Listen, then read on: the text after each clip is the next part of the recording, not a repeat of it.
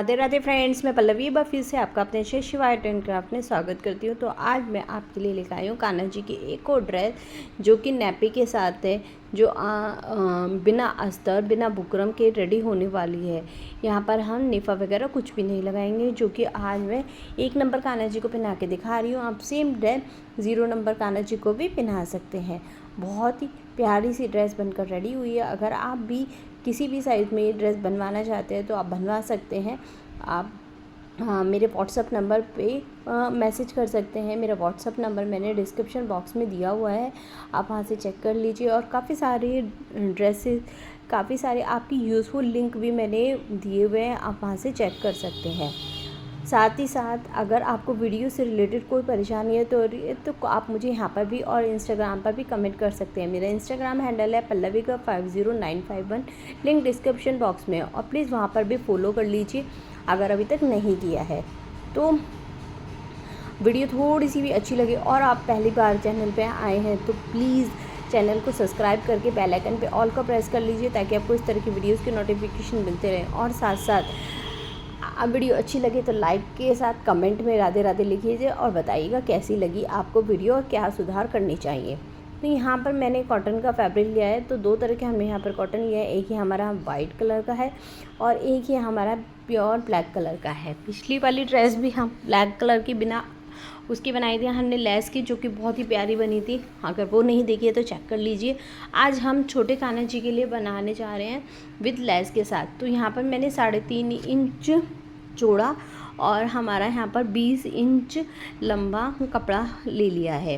साथ ही साथ हमने यहाँ पर अस्तर वगैरह कुछ भी नहीं लिए। साथ ही साथ हमने यहाँ पर 2 पट्टी ली हैं, जिसमें हम यहाँ पर ये हमारी सबसे पहली पट्टी है 2 इंच की चौड़ी और 14.5 इंच लंबी। ये हमारे नेफे के लिए डोरी के लिए हो गई। अब ये हमारी चोली और पगड़ी दोनों चीज़ के लिए, जिसकी लंबाई हमने 14 इंच और 2.5 इंच हमने यहाँ पर चौड़ी रखी है। ये हम चोली और पगड़ी दोनों में ही यूज़ करने वाले हैं, तो मैंने आपको सारी कटिंग बता दी है। अब सबसे पहले मैं आपको आज चोली और पगड़ी एक साथ ही सिलने वाली हूँ। तो इसको पहले ऊपर से नीचे की तरफ फोल्ड किया और नीचे से ऊपर की तरफ फोल्ड करके एक बार फिर से फोल्ड किया और इस तरह की पट्टी बना दी, जिस पे हमें किनारे पे यहाँ पर सिलाई लगा लेनी होगी।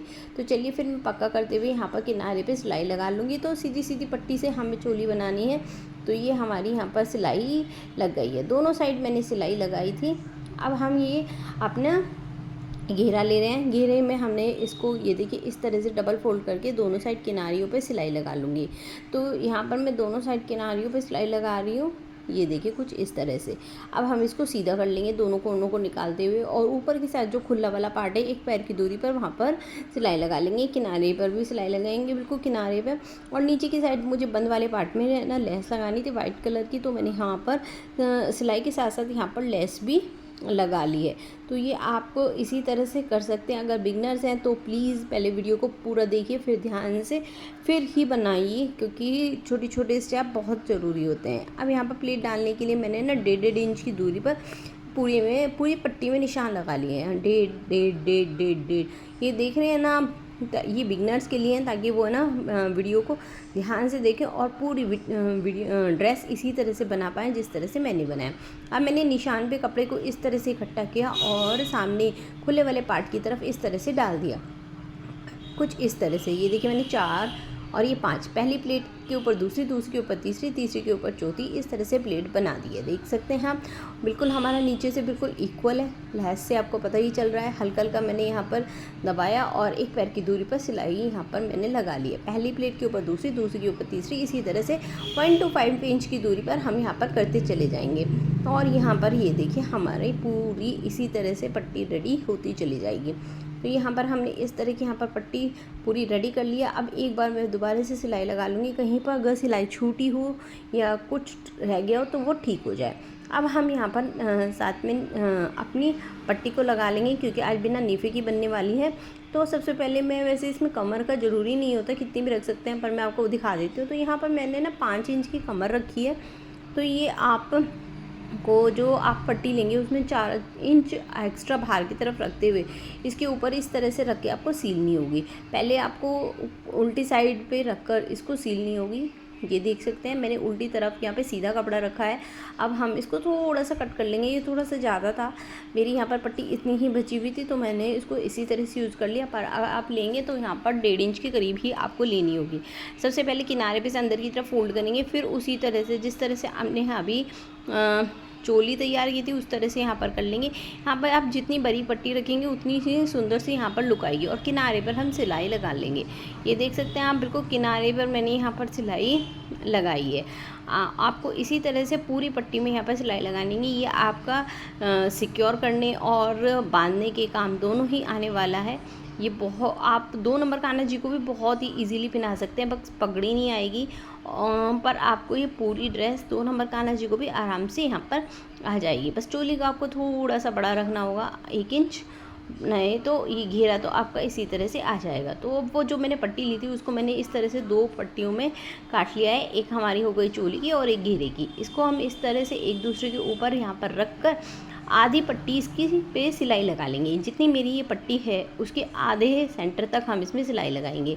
मतलब आप पट्टी को फोल्ड करके देखेंगे ना तो ये आधे में सिलाई लगेगी। अब इसको हमें घेरे से अटैच करना है। घेरे को अटैच करने के लिए सबसे पहले घेरे को लेंगे, बीच सेंटर में हम इस पर निशान लगा लेंगे उल्टी साइड, और इस पट्टी को कुछ इस तरह से रखेंगे और इसके ऊपर इस तरह से रख देंगे। ये देखिए विंग्स आपको ऊपर की तरफ दिखाई दे रहे होंगे। तो आपको इसी तरह से यहाँ पर सीलने होंगे और नीचे पट्टी भी आपको चिपकानी भी नहीं होगी और 2-3 सिलाई लगा के पक्का कर देना होगा ताकि ये खुले नहीं। तो ये देखिए, जो ये अब ज़रा सा आपको एक्स्ट्रा कपड़ा दिखाई दे रहा है, मैं इसको यहाँ से कट करके निकाल लूँगी। ये आपको इतनी ही दूरी पर रखना होगा और विंग्स आपको ऊपर की तरफ रखने होंगे। अब आ जाते हैं हम अपनी पगड़ी की तरफ।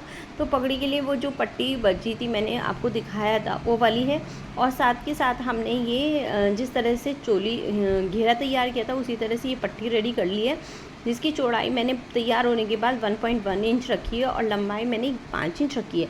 बिल्कुल आपको उसी तरह से तैयार करनी है जिस तरह से घेरा आपको रेडी करना था। यानी आपको यहाँ पर 2.25 इंच की पट्टी लेकर उसको डबल फोल्ड कर देना है जिस तरह से घेरे को किया था, और इस तरह की एक पट्टी रेडी कर लेनी है।